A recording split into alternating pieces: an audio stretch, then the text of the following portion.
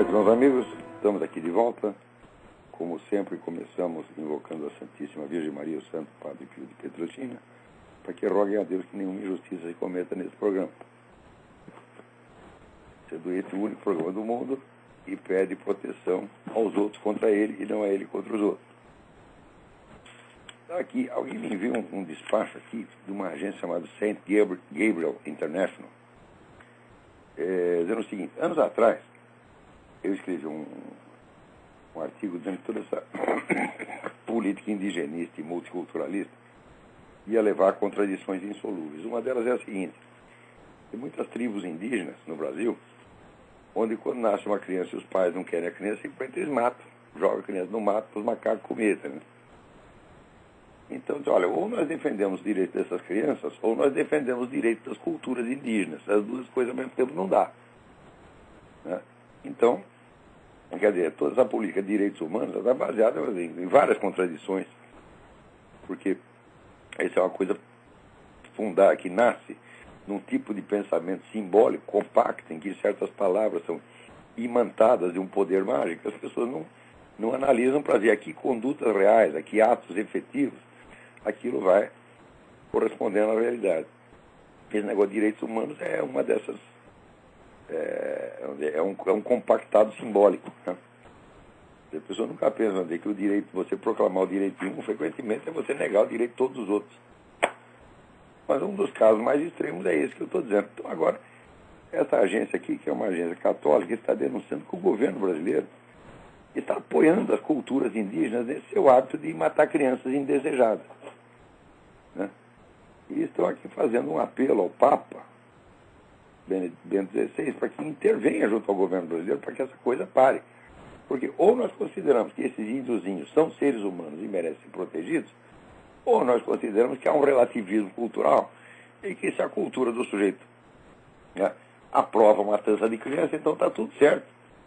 Então isso aí quer dizer, qualquer um de nós pode criar uma nova subcultura, dizendo, olha aqui, na minha subcultura, por exemplo, é legítimo eu dar porrada em quem faz isso. Então eu chego lá no Ministério, no Departamento de Direitos Humanos, e isso de porrada o diretor do departamento, e digo, não, meu filho, essa é a minha cultura, né?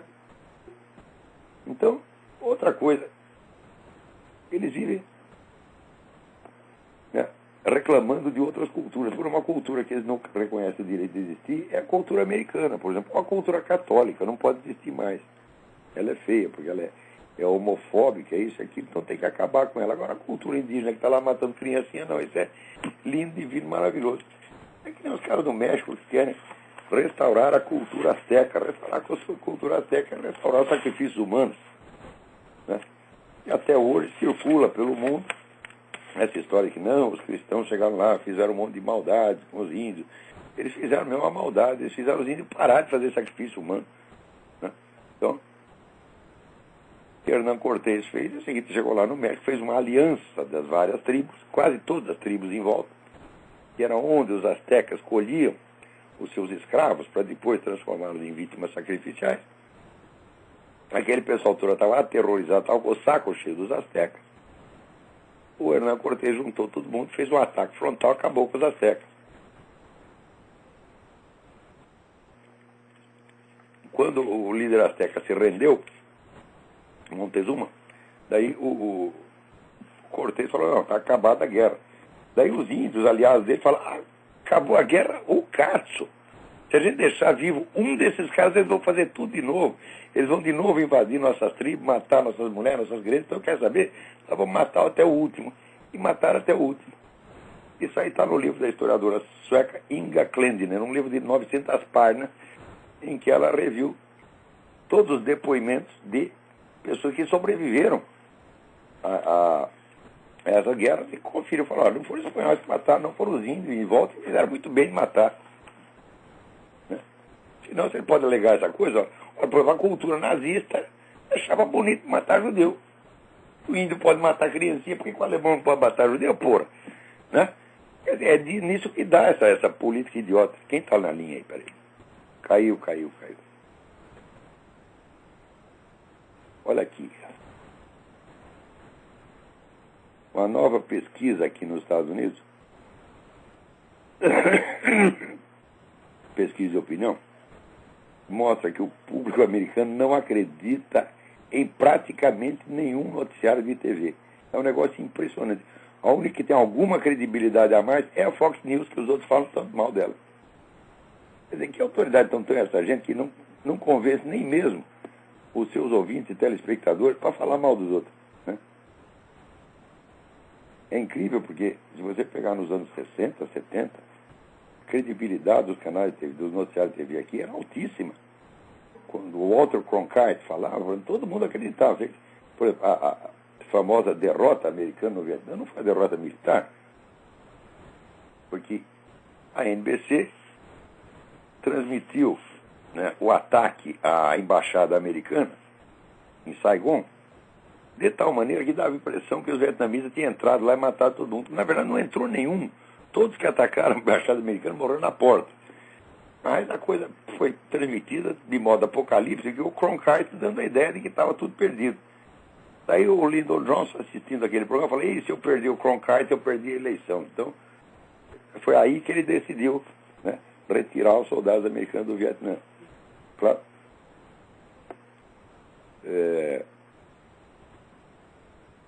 O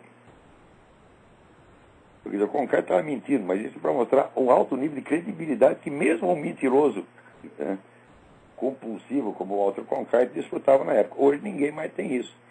Isso está caindo e o pessoal está cada vez mais recorrendo à internet.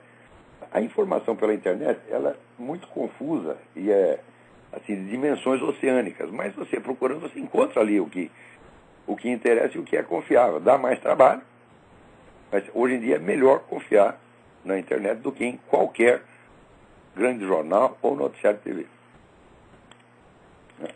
Agora você vê que coisa, né? O Partido Democrata aqui decidiu o seguinte, que quem fosse candidatar pelo partido, candidatar a qualquer cargo, pode ser conselheiro municipal, deputado, senador, qualquer coisa, você vai ter que assinar uma declaração de que você acredita que o Obama é cidadão nativo americano. Quer dizer, é uma questão de acreditar, é uma questão de fé. Você tem que fazer a declaração de fé. Eu acredito em Obama. Eu acredito em Duende. Eu acredito em Papai Noel. Eu acredito em mula sem cabeça.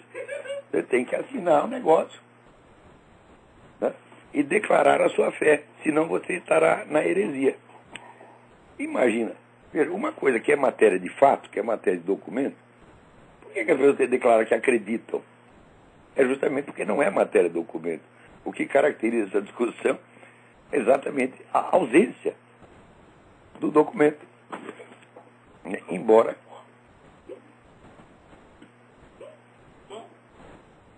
tem aqui um sujeito passando mal, porque reclamaram das risadas dele, agora ele está tentando rir baixo, está passando mal aqui, está quase vomitando, coitado dele.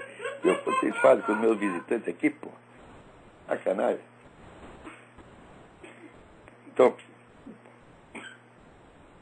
Então, o fato é o seguinte, é que não tem documento nenhum, não tem certidão de nascimento, não tem currículo escolar, não tem as teses universitárias, né? Não tem nada, só o que tem é aquela porcaria daquela versão resumida, né? Que no Havaí se concede a qualquer um, mesmo que o cara tenha nascido na Zâmbia, na Alemanha, na Serra Leoa, na Bélgica, vai lá e pega uma certidão daquela. Tanto é essa discussão até hoje. Como os caras não querem discussão, então o sujeito tem que entrar no Partido Democrático e fazer a declaração de fé. Ai, meu Deus do céu, esse mundo está ficando bem mais idiota. E o pior é o seguinte, o pior é que o registro civil afirma que a versão originária existe e está lá arquivada. Mas se existe e está lá arquivado, por que não mostra? Né? Agora está aqui, né? O Obama, né, está querendo, por toda a lei, que os militares aceitem gays nas Forças Armadas. Não é aceitem gays nas Forças Armadas. A Força Armada está cheia de gay, evidentemente. Mas é o gay declarado. Porque a política aqui dos militares é o seguinte, a gente não faz pergunta. Isso é coisa da sua vida particular, que eu acho a maneira mais respeitosa e prudente de tratar com o assunto. Mas os caras não querem assim, né? Eles não querem que a sua vida privada seja respeitada. Eles querem que a sua identidade gay seja exposta publicamente e todo mundo tem que engolir aquilo. Daqui a pouco vou fazer umas considerações sobre identidade gay aqui, que eu andei explicando na minha aula de sábado. Vou dar um resuminho aqui para vocês. Mas acontece que, ao mesmo tempo, o pessoal pesquisou o seguinte, olha, possibilidade de ataques sexuais entre os militares são 5 vezes maior entre os gays do que entre os outros. Então, agora, se a coisa for imposta assim na base, não, você tem que aceitar a identidade gay, quer dizer, o sujeito vai lá, né, ele vai vestido de mulher, o traveco, e tem que ser aceita, é a coronela, né? Coronela, generala. Meu Deus do céu, o que é isso, minha gente? Porra. Mas, olha, eu estava explicando aqui na minha aula que um dos elementos fundamentais da convivência humana é a capacidade que nós temos de distinguir intuitivamente, imediatamente, o que é a conduta direta e sincera, o que é a conduta teatral forçada. Né? Então, se aparece um sujeito, por exemplo, parece um homem falando fino como mulher. Aquilo deu algum trabalho, né? Porque mesmo quando o sujeito faz operação de mudança de sexo, a coisa mais difícil, é mais fácil, tá certo? Você transformar um órgão sexual masculino em feminino do que você mudar a voz do cara. Quer dizer, o sujeito sai de lá, né, com uma linda vagina, 2 peitão, né, um traseiro todo redondo, e falando, meu nome é Margarida. Então, se você consegue falar com voz de mulher, é porque ele está fazendo algum esforço teatral. Né? Até você fala, olha, aqui eu estou tentando falar com a minha própria voz, está difícil. Agora, você imagina falar com a voz do outro. Né? Eu falar que nem a Maria Conceição Tavares, por exemplo. Né? Eu não conseguiria. Né? Então, você, evidentemente, está fazendo isso, você está forçando a conduta imitativa teatral. Se você é obrigado a aceitar a conduta imitativa teatral como uma coisa normal, isto, meu filho, apaga, destrói toda a linguagem dos sinais espontâneos em que é baseada a convivência humana. Né? E é exatamente isso que os caras querem impor, e eles sabem das consequências disso. Né? Vou te dar uma outra explicação mais óbvia ainda. Identidade hétero, meu filho, não existe. Identidade hétero, como é que a gente marca, como a gente expressa a nossa identidade hétero? A identidade hétero simplesmente é a expressão do formato do corpo do sujeito. Quer dizer, se ele tem um corpo masculino, ele tem uma voz masculina, ele tem gestos masculinos, etc, etc. E se é feminino também. Por exemplo, mulher rebola porque mulher tem um traseiro maior, o centro de gravidade dela é mais baixo. Mesmo que ela não queira rebolar, às vezes rebola, pode ser freira, pode ser mãe de caridade, vai rebolar pelo menos um pouquinho. Daí sai um cidadão com os ombros enormes de 1,5 metro, né? O quadril estreito de esportista, e sai rebolando. Então, evidentemente, é uma conduta imitativa. Então, identidade hétero se expressa simplesmente mediante, vamos dizer, atos externos que manifestem a própria forma inata do corpo do cidadão, ou da cidadã. Ora, existe um formato de corpo gay? Não existe um terceiro formato de corpo, só tem masculino e feminino. Então a identidade gay não se expressa através do simples formato do corpo, através da simples, vamos dizer, conduta masculina e feminina, mas através da expressão do desejo, que é uma coisa que, se fosse praticada por um hétero, seria considerada totalmente imoral. Quer dizer, um hétero que, em vez de manifestar a sua masculinidade apenas, vamos dizer, por voz e gestos comproporcionais ao formato do seu corpo, à sua anatomia e fisiologia, enfatizasse a sua heterossexualidade mediante a expressão do desejo, seria um chato de galocha, um sujeito inconveniente que seria rejeitado em todo ambiente social. Em nenhum ambiente educado, o sujeito fica mostrando toda hora o seu desejo sexual. Quer dizer, cada vez que passa uma mulher, o sujeito fica de pau duro e mostra o pau duro. Então, que bundão, que bucetão. Você sabe que um cara desse é um sujeito totalmente desagradável. Dá vontade de bater num cara desse.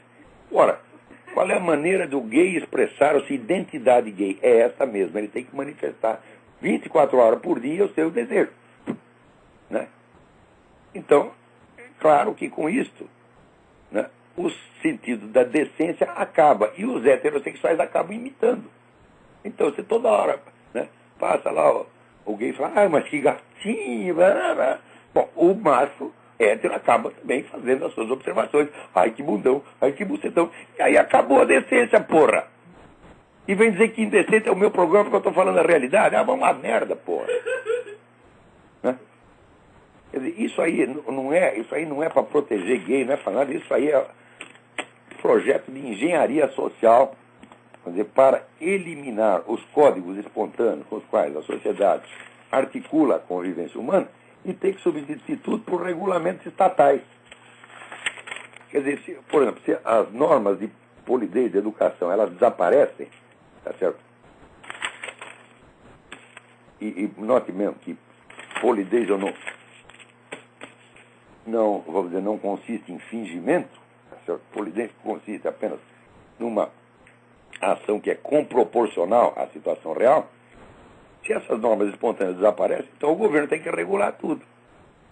E daí quem está ganhando? Como sempre, quem está ganhando é o Estado e o cidadão se ferra. Ai, ai, ai. Vamos ver o que mais nós temos aqui. Tem uma coisa maravilhosa aqui. Espera aí. Tem alguém na linha? Alô, quem é? Alô? Alô? Alô, quem é? Alô, tá me ouvindo? Perfeitamente.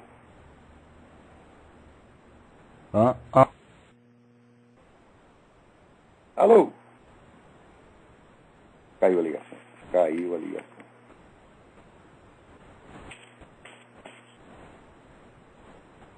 Que coisa, hein? Olha, aqui, né, outro dia saiu na Folha, né, que um delegado que tem lá uma gravação de uma conversa entre líderes do MST, né,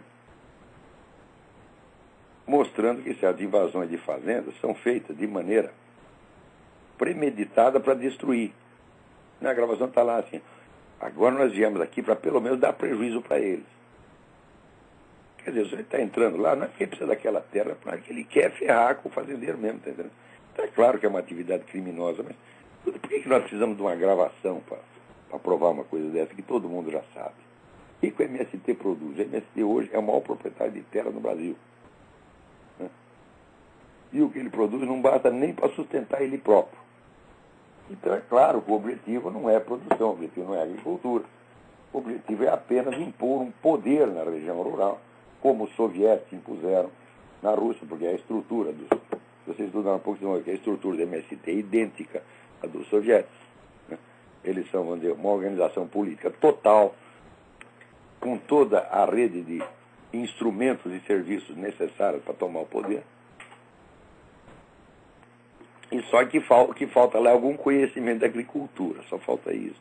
O resto eles têm tudo. Então, na Rússia eles fizeram isso. Os soviéticos foram invadindo fazendas, desmoralizando a autoridade, descumprindo as leis e impondo a sua própria vontade como lei, até chegou a um ponto em que a verdadeira administração no campo era os soviéticos. Ninguém mais mandava, só eles. No Brasil já está acontecendo isso. Tem regiões inteiras, quem manda é o MST. Polícia não manda nada, a prefeitura não manda nada. E o que você precisar ali, você tem que pedir, pelo amor de Deus, para o MST.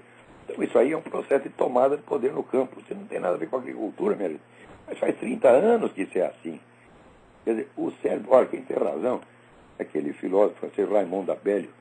Abelio, ele morou aí no Brasil, na América Latina, um tempo, e ele diz o seguinte, olha, aqui, né, a evolução das ideias não acompanha o tempo histórico, acompanha o tempo geológico. Quer dizer, é aquelas mudanças das camadas geológicas, leva assim, bilhões de anos para subir 1 centímetro. A percepção da realidade no Brasil é, de fato, ritmo de tempo geológico. O tempo que o brasileiro leva para perceber uma coisa, podia fazer inventar um novo recorde no livro Guinness. Tempo necessário para tirar uma conclusão. Né? Chega lá, você faz o teste. No Japão, assim, 2 segundos. Né? Chega na China, 3 segundos. Aqui nos Estados Unidos dá uns 5, 6 segundos. Chega no Brasil, 10 anos e 8 meses. Mais 3 semanas e 2 dias. E algumas horas. Negócio, porque o que eu tenho escrito, ela saiu essa semana, um artigo Caindo Sem Parar, é sobre a decadência da educação e da alta cultura no Brasil. O mais engraçado é que pessoas que sabem disso e que dizem a educação está mesmo uma merda, nossa ciência foi para o buraco, etc. Elas veem tudo isso e elas acham que o QI delas não foi afetado. Isso é que eu acho incrível. É evidente que se caiu toda a alta cultura, a inteligência de cada pessoa está caindo também, meu Deus do céu. Porque inteligência não é um dom natural que se mantenha por si. Tá certo? Se você pegar um garoto que nasceu com QI 280, tá certo? E não der para ele o ambiente devidamente estimulante, ele vai emburrecer. E vice-versa. Se você pegar um idiota como eu, tá certo? E der a ele um montão de livro, estímulo, etc., ele fica inteligente. Né? Então, eu continuo lendo, estudando, pensando, examinando as coisas para eu não emburrecer. Agora, eu vejo para o pessoal da minha geração, o pessoal de 60 anos, que é a turma que está no governo, meu Deus do céu, eles são hoje mais burros do que eram, do que quando tinham 20 anos. Eu juro para vocês, eu conheci muitos desses caras, porra. Né? Zé Dirceu e outros, né? Rui Falcão, eles até que tinham alguma inteligência 40 anos atrás. Hoje eles só tem aquela astúcia maliciosa, tá certo? De politiqueiro vagabundo. Né? O que é isso aí? É a decadência geral da alta cultura no Brasil. Quer dizer, a existência de alta cultura e de um bom sistema educacional, tá certo? É condição para que cada pessoa mantenha o seu QI elevado. Não é uma coisa externa que acontece só na sociedade. Eu acho incrível, até mesmo as pessoas que falam. Eu, quando falo da decadência da educação no Brasil, cada vez que eu vejo esse fenômeno, eu percebi imediatamente que eu tenho que me defender. Quer dizer, eu não posso me deixar afundar como a sociedade brasileira está afundando. Então, o que eu faço? Eu tenho que estudar mais, tenho que treinar mais, e tenho que me fiscalizar mais. As pessoas não, elas estão seguras de si. Elas acham que a sua inteligência é assim, é o eixo imutável do universo. Né? Se cair o universo inteiro, né? O QI do negro vai continuar inabalável. O que já bota, se pensar assim, já bota que é uma besta quadrada, porra. Porque se tem uma coisa que, olha, isso aqui é uma lei universal. Quanto mais burro você fica, menos você percebe que é burro. O burro é pior que o marido enganado. É o último a saber. O marido enganado ainda tem uma chance. Que alguém pode contar para ele. Né? Eu me lembro do filme Divórcio Italiano. Você mandava um bilhetinho assim com 2 chifres, né? Mandava pro cara, seu fulano, né? Vostra donna vi tradice sotto il tetto della vostra casa onorata. A sua esposa está traindo sob o teto da sua honrada casa. Né? Eu se tocava, né? Mas o cara burro não. Você diz para ele que ele está ficando burro, você avisa. A vizinhança inteira manda para ele um bilhetinho, não com 2 chifres, mas com 2 orelhas de burro. Meu filho, seu QI está caindo. E ele acha que é insulto. Você quer avisar o cara, desgraça, ele acha que é insulto, fica brabo. Não, você está falando com isso por ciúme que você tem da minha inteligência. Não é uma coisa incrível, pô. Tem alguém na linha aí, vamos lá. Alô, quem é? Meu nome é Rivaldo, do Rio de Janeiro. Como vai o senhor? Tudo bom? Rivaldo, tudo bem? Tudo certo. Professor, como o senhor tem falado bastante, a gente está numa fase de, vamos chamar assim, pré-comunismo mesmo no Brasil, né? E eu fiquei pensando, puxa vida, onde é que tudo isso se originou, né? Estudando a história recente.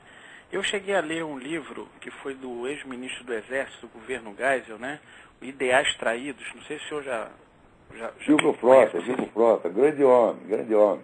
Aí eu fiquei olhando assim, as pessoas parecem encaram o governo militar como se fosse um governo único. E eu olhando, vendo alguns depoimentos de pessoas que viveram a época, eu cheguei à seguinte conclusão. Parece que a turma do Geisel tinha verdadeiro ódio da turma do Médici, que era a turma desenvolvimentista mesmo, né? E mais outros relatos... era nascerista. A ideia dele é o seguinte, põe todos os comunistas... Não sei se esse meu pensamento está correto. Sou eu. Ele queria ser o único comunista que existia. Então, assim, ele tinha adoração pelo poder estatal. O homem criou 200 estatais, um monte de cabide de emprego. Né? Ele fez o senhor acha que todo... O João Goulart gostava de fazer. Uhum. O senhor acha que esse início do comunismo no Brasil surgiu no governo Geisel? Não tenha a menor dúvida. O Silvio Frota tinha toda a razão. Hoje, na época, eu que era uma besta quadrada, eu odiava o Silvio Frota. Né? Porque, o cara da linha dura, etc, etc. Mas hoje a gente vê que ele disse a verdade. E no livro dele, tudo que ele fala, ele mostra um documento, não são palavras somente, né? É um livro que todo brasileiro deveria ler. Isso. Porque você vê, a Revolução de 64, que não foi uma revolução, foi, claro que foi um golpe de Estado, foi um movimento contra-revolucionário, ela foi traída várias vezes. Primeiro foi traída porque subiu lá prometendo uma eleição em 6 meses e não fez eleição. Segundo, quem correu mais risco naquele golpe foram líderes civis, como, por exemplo, Carlos Lacerda. Carlos Lacerda estava lá no palácio, armado com 3 revolvinhos, e o palácio foi cercado pelos fuzileiros navais. Certo. Quer dizer, o Carlos Lacerda ia morrer. Mesmo assim, ele foi por rádio e falou com o comandante, que se chamava o comandante Aragão: Aragão, tu é um filho da puta, vem aqui que eu te mato. O Aragão pagou tudo, né? E não foi. Então, quem foi mais macho na Revolução de 64 foi o Carlos Lacerda. Não foi milico, não. E o que os milicos fizeram? Boicotaram, destruíram a carreira do Carlos Lacerda, que era um sujeito que naquela altura ganharia qualquer eleição no Brasil. Claro que isso é uma traição. Tanto que nos relatos da revista O Cruzeiro... O general Castelo Branco, o Major Castelo Branco, que todo mundo idolatra. Claro, o Castelo Branco era um homem honesto, fez uma boa administração, etc, etc. Mas e a ciumeira da liderança civil?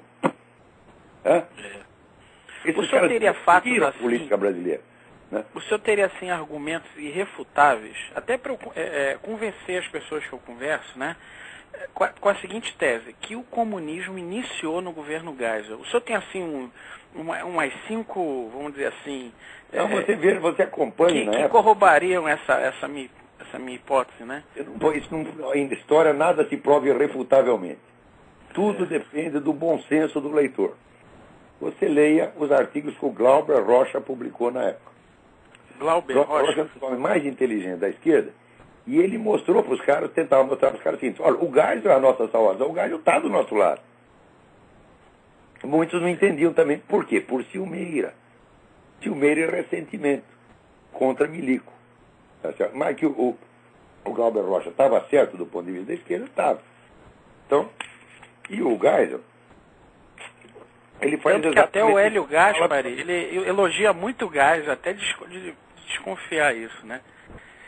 Mas ele não tinha nada a ver com isso. O Glauber Rocha não era um cara corrupto, não era dinheiro do governo. Não, estou dizendo o Hélio Gaspari, ele vira e mexe, ele está elogiando o Geisel, né? E o Médici parece que foi a pior pessoa do mundo, né? Pois o governo Médici, meu filho, foi quando a economia brasileira crescia 15% ao ano. Verdade. E 40 milhões de brasileiros foram tirados da miséria e integrados no processo econômico. Que hoje vem esse bosta desses autores do Bolsa Família, dizendo que eles fizeram isso. Só que na época não fazia com esmola, fazia dando emprego. Certo. O senhor acha que o Lula foi criado... brasileiro? Eu concordo com o senhor, para mim que foi o Médici também. O senhor, olha, você senhor acha que o Lula... O filho do Médici, eu vi toda a sacanagem que fizeram com o homem dentro das Forças Armadas, colegas dele, é um negócio de você chorar. Porque você vê que o Médici era o cara mais bem intencionado que tinha, um cara que não queria nada para si, você está entendendo? E fez o melhor Tem um livro do filho dele, professor? Tem um livro do filho dele? Tem, contando toda essa história. Não lembro agora o nome, acho que é Sérgio, né? Tá certo. Só uma última pergunta. O senhor acha que o Lula foi criado pela turma do Médici? Médici, quer dizer, do Geisel? Do Geisel, perdão. O Lula, durante o governo militar, não sofreu nada. O Lula ficou na cadeia 30 dias, sem correr risco nenhum. Quem correu risco foi o companheiro de cela dele lá, que ele tentou estuprar o sujeito. Né? Eu sempre leio aquela história, eu lembro, eu trabalhei uma vez num jornal chamado O Dia, e tinha lá um chinesinho, que era comunista pra caramba, né? E depois virou presidente do sindicato jornalista, anos depois, mas naquele tempo ele era foquinha, e ele escreveu a história de um sujeito bêbado que dormiu embaixo da ponte e foi estuprado por um outro. Então ele escreveu com o título de Honra de Bêbado Não Tem Dono. E no meio do texto ele disse: então fulano foi enrabado. Ele escreveu enrabado com 3 zeros. É claro que ele perdeu emprego. Né? Eu lembro essa história, eu falo, olha, Isso aí é o Lula na cadeia, tá entendendo? O outro lá, coitado, dormindo, né? De repente, você imagina pesadelo, eu não... acordar com o Lula em cima de você, rapaz. Já é a falta de caráter mesmo. É o apocalipse, é o apocalipse. É verdade, é verdade. Então acho que essa minha hipótese, eu acho que está sendo correta, que o comunismo... Falta muito para investigar, nessas coisas de história, a gente tem que ter muito cuidado.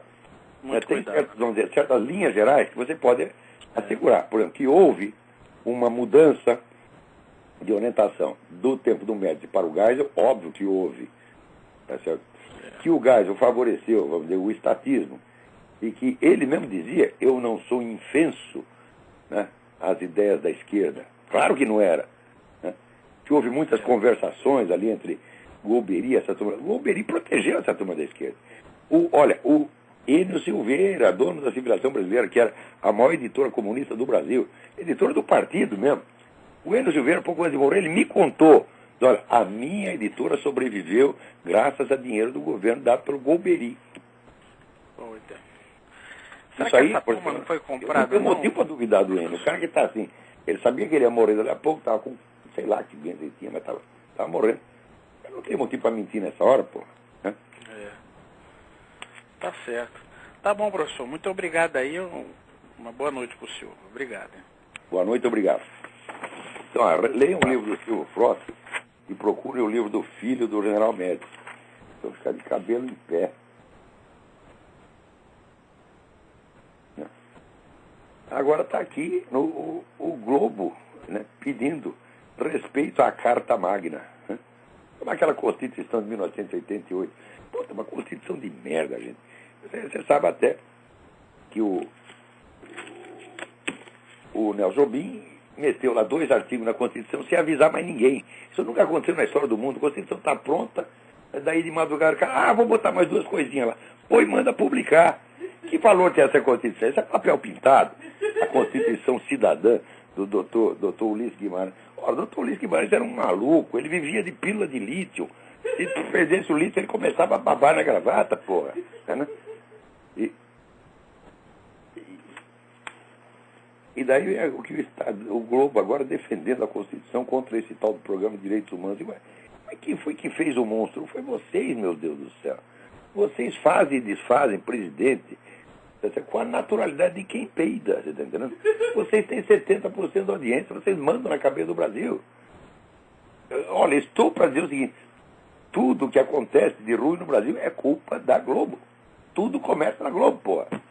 Não é a Globo, é uma elite de pseudo-intelectuais que manda naquela porcaria, né? Porque uma empresa, afinal de contas, é um universal abstrato. O universal abstrato não age, são pessoas. Né? E agora eu vou reclamando, agora aparece, veja, que incrível, né? Os caras apelam a tudo quanto é termo, cesarismo, populismo, bonapartismo, tudo para não dizer comunismo.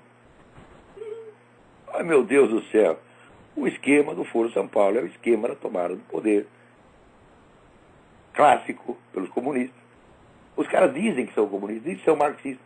Agora, os inimigos, aparentes inimigos deles, não querem dizer comunismo. Então, tem que dizer bonapartismo, tem que dizer só cesarismo. Hoje está de novo esse cretino desse Janotti falando de bonapartismo. Será? Ele diz, ainda é cedo para saber se o governo Lula será bonapartista ou não. Eu digo, mas o governo Lula está no fim. Como é que... Ele diz que, não, estamos aqui seguindo o diagnóstico clássico que Karl Marx fez em O 18 Brumário de Luiz Bonaparte. Um diagnóstico de merda, pô. Né? Coisa simplória, idiota. Né? E está de novo lá usando o conceito de Bonaparte. O conceito é tão bom que ele ainda não sabe se o conceito se aplica ao governo Lula ou não. Quando o governo já está no fim. Eu digo, senhor Janotti, não sabemos ainda. Quando saberemos, hein? Quando o senhor descobrir, o senhor me avisa? Né? E agora vem aqui, quando começou esse negócio de populismo, eu fui lá no Hudson Institute, na mesa redonda, estava todo mundo que conversa com o populismo, eu falei, populismo ou caralho, com perdão da palavra, populismo ou caralho, né? Não existe isso em inglês, eu falei alguma coisa correspondente, né? E mostrei, falei, olha aqui, está aqui os documentos, os caras são marxistas, marxistas-leninistas, eles dizem, está aqui o esquema, pá. São vocês que estão inventando isto. Porque, veja, em qualquer ação histórica, a primeira coisa que você tem que levar em conta, primeiríssima coisa, o discurso do próprio agente. O que o agente diz que quer fazer e o que ele diz que está fazendo. Porque mesmo que ele esteja mentindo, esse é o documento inicial. Não é isso? Agora, sempre aparece o espertalhão que diz, não, eles não são comunistas, eles estão só se fingindo de para agradar aos outros. Eu digo, quais outros? Porque todos estão dizendo isso. Então, quer dizer que todo mundo no Foro de São Paulo está fingindo que é comunista para enganar todos os outros. Ah, meu Deus do céu, essa hipótese é tão idiota que não dá nem para começar a levar em conta. Mas acontece, e o orgulho liberal de dizer, nós vencemos a Guerra Fria. Nós vencemos, né? Só que o cavalo morto está dando coice pra caramba. Mas você não pode reconhecer que é coice. Então você diz que são afagos. Né? O cavalo te dá um coice, você já para 15 metros adiante, e você levanta meu tom 15, está vendo como ele gosta de mim? Olha, aqui, né, saiu até, olha, na Economist saiu um artigo muito bom, dizendo que, né, o Brasil, que por toda parte celebrado como um primor de democracia capitalista, no Brasil, o liberalismo clássico, o liberalismo econômico é proibido, é tabu, é palavrão. Né? Aliás, e conservadorismo, então? Né? Você vê que liberalismo é um termo muito fraco para definir a direita. Eu estou até escrevendo um artigo, deve sair a semana que vem, por que os direitistas brasileiros se chamam liberais e não conservadores. Né? E conservadorismo é uma atitude humana permanente, é um componente estrutural da existência de qualquer atividade política. O que é o conservadorismo? É a recusa de mudanças drásticas. É a recusa de mudanças que não possam ser revertidas. Em suma, é a recusa da mentalidade revolucionária que reivindica uma concentração de poder para introduzir mudanças profundas. Então, se você procurar, você encontra o conservadorismo, por exemplo, em Lao Tzu, o filósofo chinês, 5.000 anos atrás. Lao Tzu dizia que o melhor governo é aquele que interfere pouco, ou mesmo o governo que não faz nada. Né? Se o governo não fizer nada, se limitar a estar no lugar e manter a ordem, já fez muito. Você encontra o conservadorismo em Cícero, você encontra o conservadorismo em Aristóteles, você encontra o conservadorismo em Santo Agostinho, você encontra o conservadorismo nos profetas hebraicos, tá certo?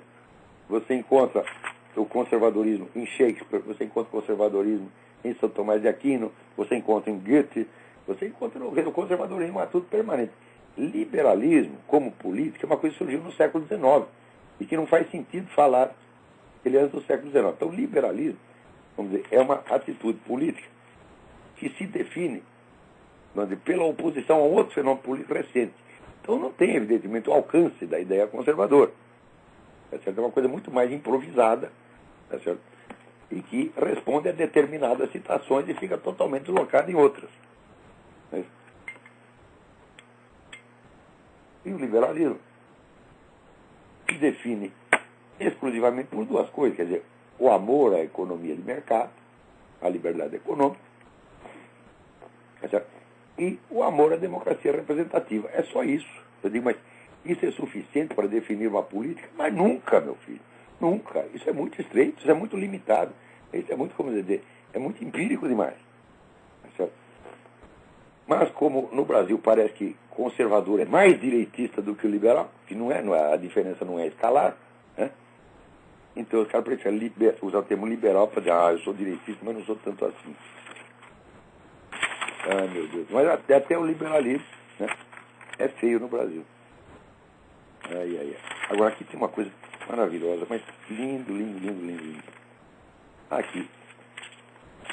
O Marcos, eu acho que é Marcos Dutra. Não sei sobre o nome dele. Marcos Dutra. E escreveu um artigo sobre o Brasil na página do Henry Mackall. Né? Já seria Makov, mas aqui só o Mackall. Né? Que é um escritor excelente sobre o negócio de nova ordem mundial. Claro, nem sempre acerta em tudo, mas em geral é um homem honesto, confiabilíssimo, né? Ele escreveu um artigo falando da situação no Brasil, do Lula, do Foro de São Paulo. O artigo do Marcos está muito bom. Daí chegou um sujeito lá e leu aquilo, né? E mandou uma carta indignada para o Henry McCall, né? Dizendo aqui que as ideias do Marcos são baseadas nas ideias de um jornalista chamado Olavo de Carvalho, né? O qual não é digno de confiança porque, olha aqui, esse Olavo de Carvalho, ele é um strong supporter, né? Um ferrenho adepto do sionismo.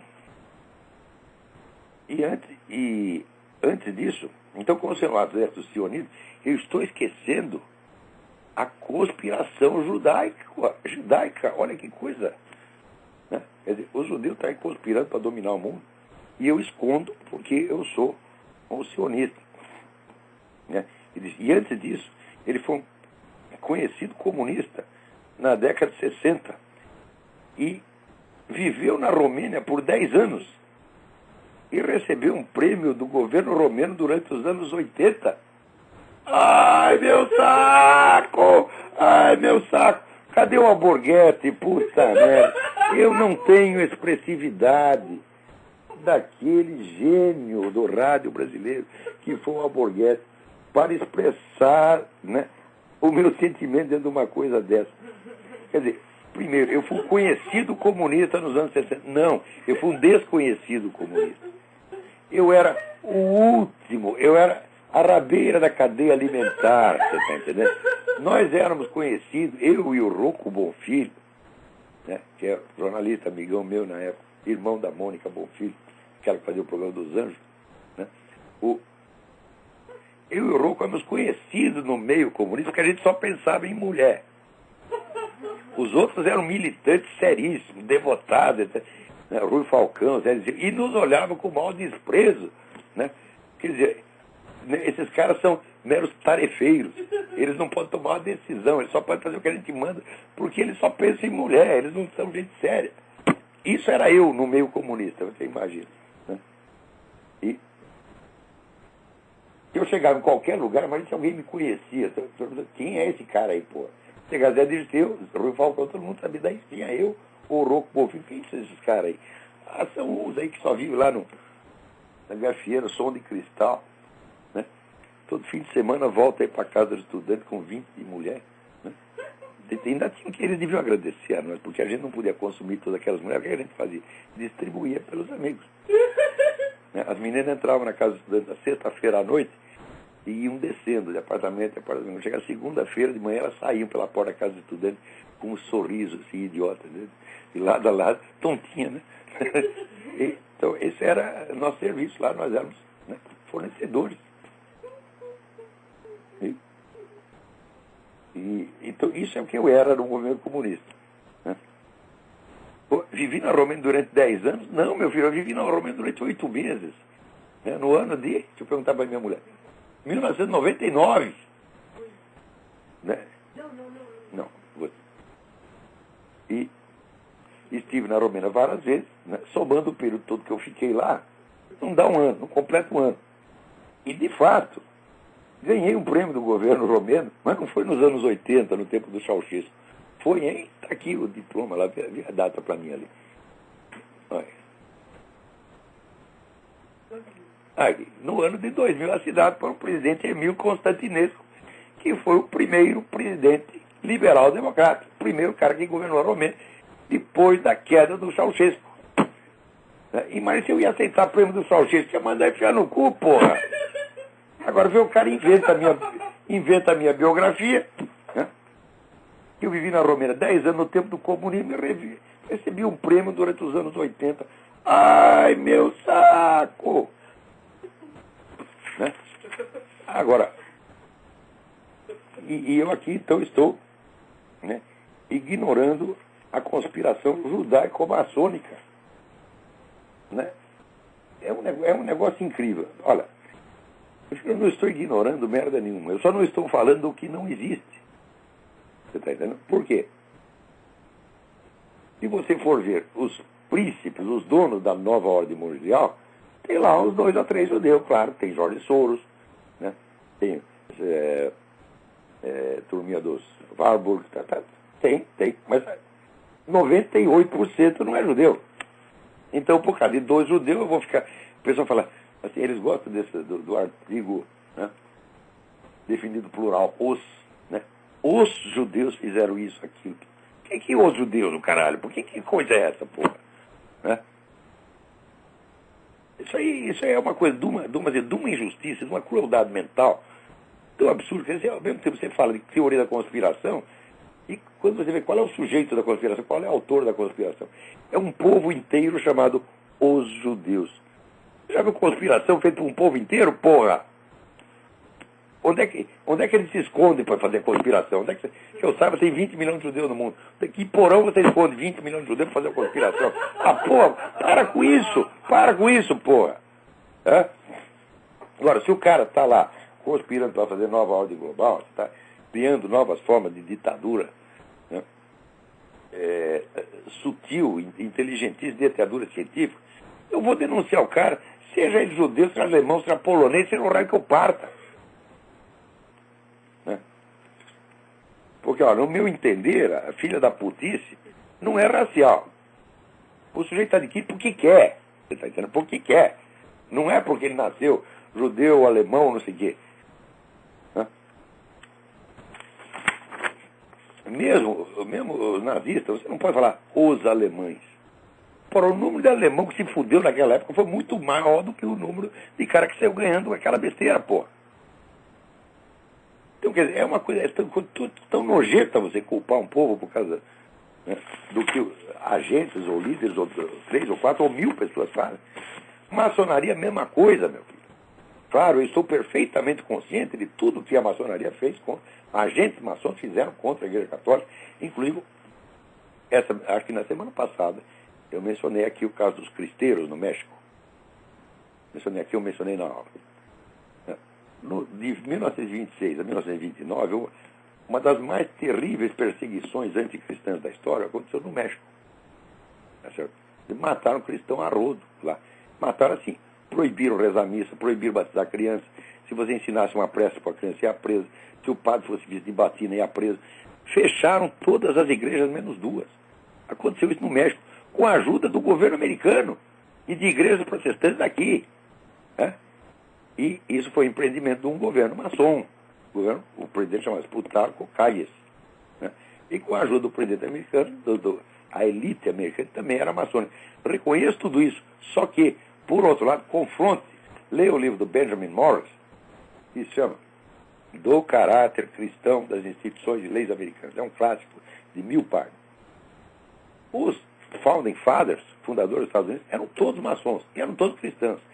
E eles fizeram o único sistema legal de inspiração bíblica que existe no mundo. Então, como é que eu vou dizer a maçonaria é isso e aquilo? Não se pode generalizar, não tem jeito. Você tem que estudar os fatos como eles são, com toda a complexidade interna. Então, se você vai acusar certos setores da maçonaria de promover o anticristianismo, tá certo, mas você tem que reconhecer que outros setores fizeram o possível para criar a única atmosfera de liberdade religiosa no mundo, aliás, de inspiração cristã, tá certo? Onde todas as igrejas cristãs podem prosperar. Tá certo? E quem está promovendo agora essa onda anticristã aqui, olha, é difícil você dizer que é maçom. Por quê? Porque todos esses pastores protestantes aqui são todos maçons, e são eles que estão sendo perseguidos. Você vai lá estudar a vida deles, 80% deles são maçons, e estão sofrendo a perseguição igual. Então a coisa não é assim, meu filho. Existe o mal no mundo, existe a ação demoníaca no mundo, mas ela não vem com rótulo de nenhuma organização. Você precisa pesquisar e descobrir quem são os agentes reais. Não adianta se esconder atrás de rótulo genérico. Diz, olha, quem faz conspiração são os judeus, são os jesuítas, são os maçons. Ah, que besteira é essa, porra? Estuda um pouco, você vai ver. Claro que tem ação organizada do mal no mundo, e é possível identificar, e é obrigatório para nós cristãos investigar isso e denunciar esses caras. Só que não se esconder através de universais abstratos. As ações humanas têm sujeitos reais, individuais e grupais, e você precisa dizer, foi fulano, fulano, fulano, fulano, fulano, fulano, fulano. Não é dizer foi os alemães ou os judeus. Isso em primeiro lugar, isso é racismo. Isso é um verdadeiro racismo. Quer dizer, você vai atribuir a uma nação inteira, a uma raça inteira, a uma religião inteira, as culpas de indivíduos concretos, que se você tivesse um pouco de vergonha na cara e de honestidade intelectual, você iria estudar para saber quem são os agentes. Tá certo? Aí tem alguém na linha aí, vamos lá. Em todo caso, parabéns ao Marcos Dutra pelo seu artigo. Muito obrigado por ter me defendido e muito obrigado ao Henry Macau, que já tirou. O sujeito chama-se Salgado. Ele que mandou essa besteira, chama-se não sei o que, Salgado. O Macau já tirou o artigo dele do site. Vou perceber que é uma besteira. Quem está na linha aí? Alô? Alô, é Adriano. Adriano, tudo bem? Tudo bem? Eu queria perguntar, tem uma dúvida filosófica, se o senhor acha que o suicídio e o homicídio são crimes da mesma gravidade ou se um deles é mais grave que o outro? Olha, depende, né? Se você for ver do ponto de vista estritamente religioso, ambos têm a mesma gravidade, porque nós não somos senhores das nossas vidas. Né? Se você fosse senhor da nossa vida, você seria capaz de se criar a si mesmo. Né? Agora, tem pessoas que nunca fizeram perante Deus a pergunta básica, assim, por que eu existo? Por que você me fez? Porque eu, quando faço essa pergunta, não existe nem meia razão para a minha existência. Eu não consigo encontrar um fundamento da minha existência. Eu existo em função de uma arbitrariedade do amor divino. Tá certo? Então, Deus é meu Senhor, eu pertenço a Ele. Tá certo? Eu não posso violar isso. E da mesma coisa os demais seres humanos. Fui eu que os fiz? Não, nem os meus filhos fiz. Eu só fiz a parte gostosa do serviço. E, claro que depois paguei a despesa. Mas, né, você vê, tem uma tribo na Austrália que até hoje não percebeu a relação que existe entre o ato sexual e a procriação. Eles transam porque é gostoso e depois aparecem umas crianças, não se sabe por quê. A humanidade viveu, muita gente viveu assim. E eu mesmo, na hora que estava lajeando os meus filhos, eu não tinha uma ideia muito clara da fisiologia da procriação e nem precisava ter essa ideia. Eu estava ali dirigindo aquilo como um macaco treinado dirigiria um automóvel. E você, acho que você também, todos nós fazemos filho, na hora você não vai lembrar todos os detalhes científicos da coisa. E se lembrar, isso não vai ajudar em nada, né? Você vai estar transando com a sua mulher, peraí, deixa eu consultar o livro aqui. Meu livro aqui de fisiologia. Você não vai fazer isso, né? Então, mesmo para gerar os filhos, eu não tive mérito nenhum e não posso me considerar autor daquilo. Né? Eu fui simplesmente um canal por onde determinados espermatozoides, que eu não selecionei, que aliás eu nem vi. No saco humano tem não sei quantos milhões de espermatozoides, eu não sou capaz de, né? 5 milhões, né? Então como é que você vai conhecer 5 milhões de espermatozoides e você vai escolher, porque quero esse, não quero aquele? É Deus que escolhe, meu filho. Então nós não somos, a coisa mais óbvia, é uma questão de senso da realidade. Nós não somos donos das nossas vidas. Então, por isso mesmo, nós não podemos mexer nela. Ninguém tem o direito de cometer atos cujas consequências são incognoscíveis. Certo, mas o que o senhor acha da ideia de que países mais civilizados possuem um índice de suicídios maior do que países menos civilizados? O mais civilizado significa mais administrado, significa que o governo dá mais palpite. Porque quando um país fica rico na base da economia capitalista, qual é o segundo passo? Tem a onda dos picareta e estatiza tudo, estabelece controle de tudo e torna a vida humana um saco. E daí a pessoa tem que se matar mesmo, porra. Aqui nos Estados Unidos tem certas áreas que já é assim. Olha, não pode fumar, não pode falar palavrão, não pode peidar, não pode isso, não pode aquilo, blá, blá, blá. Tudo dá multa, tudo o governo se mete, mas é o inferno. É inferno. Então, quer dizer, obrigado, Olavo. O ser humano não foi feito para ser mandado por outro. Ser mandado por outro é próprio de dois tipos de pessoas: crianças e prisioneiros. Tá? E, evidentemente, doentes mentais, pessoas incapazes. todo ser humano capaz, ele tem que decidir a sua própria vida e tem que ter o direito de decidir a sua própria vida. Isso é da natureza humana. Se você viola isso, você está forçando o sujeito a uma existência antinatural que só pode deprimi-lo e prejudicá-lo. Se tiver as pessoas hoje criadas nesse ambiente de controle estatal de tudo, são pessoas covardes, tímidas, mentirosas, esquivas. Tudo isso é um comportamento de doente mental. E eu, nos últimos 30 anos, 40 anos, observando isso desde a minha juventude, e no Brasil, no tempo da ditadura, a gente tinha mais liberdade do que hoje, mas muito mais. Né? Então, por exemplo, no tempo da ditadura, você encontrava um monte de jornal de esquerda na banca. Você encontrava um monte de esquerdista publicando livro, sendo premiado pelo governo, tá certo? E sendo paparicado pelo governo. Hoje, meu filho, se você é direitista, você está cercado de gente que vai te boicotar, te botar para fora do emprego, e se não destruir a tua vida, como estão fazendo com o Júlio Severo. Tinha muito mais liberdade no tempo da ditadura. Então a gente vê esse crescimento, vamos dizer, da pressão e da opressão, tá certo? Isso tira o sentido da vida, tira o gosto de viver. Quem sobrevive bem a isso, sobrevive os caras de pau como eu. Porque eu não deixo ninguém controlar nada. Tá entendendo? Uma vez entrei no restaurante aqui, o cara disse, não pode fumar. Eu disse, não pode, eu vou fumar aqui na sua frente. Vou chamar a polícia e me põe numa cadeia. Chamou? Não chamou nada, pô. No Brasil fiz isso várias vezes. Então, ok, obrigado, Olavo. É isso que leva as pessoas ao suicídio. Né? Entendi. Eu agradeço, obrigado. Obrigado eu. Então aqui estamos no fim, deixa eu ver se tem mais alguma notícia aqui. Queria lembrar vocês de novo que o nosso curso de Introdução à Filosofia da Ciência agora foi remarcado para o dia 10 de maio. Informações com o misterioso senhor Eduí. Telefone 041-9974-4443. Pessoal, quem é o misterioso senhor Eduí? Recebe umas cartas aqui. O misterioso senhor Eduí é meu compadre. Né? Ele é filho ele é pai da esposa do meu filho Davi. Então, aí, agora nem tudo está perdido, porque aquela pesquisa do Vox Populi, que foi a maior empulhação petista de todos os tempos, finalmente o TSE mandou tirar aquilo do ar, porque é uma pesquisa feita para ninguém votar em Zé Serra. Eu não sou fã do Zé Serra, mas se eu estivesse no Brasil, é óbvio que eu votaria nele. Talvez até vote aqui na embaixada. Né? Por quê? Para dar um tempo, para dar um respiro. Por quê?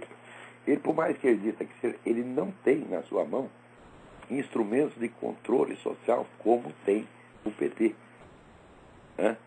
O PT tem toda essa militância espalhada em tudo quanto é lugar para fazer marcar a sua presença lá. Então o partido do seu Zé Serra não tem isso, então ele não vai, mesmo que ele queira, não vai poder nos oprimir tanto.